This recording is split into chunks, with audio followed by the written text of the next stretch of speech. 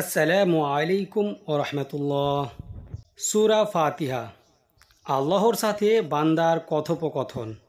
বান্দা যখন বলে আলহামদুলিল্লাহি রব্বিল আলামিন, আল্লাহ তাআলা বলেন আমার বান্দা আমার প্রশংসা করল। বান্দা যখন বলে আর রহমানির রহিম, আল্লাহ তাআলা বলেন আমার বান্দা আমার গুণগান করল।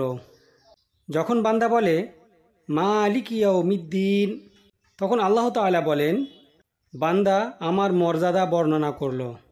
বান্দা যখন বলে ইয়্যাকা না'বুদু ওয়া ইয়্যাকা নাস্তাঈন, আল্লাহ তাআলা তখন বলেন এটা আমার ও আমার বান্দার মধ্যে বিভক্ত এবং বান্দার জন্য তাই রয়েছে যা সে চাইবে।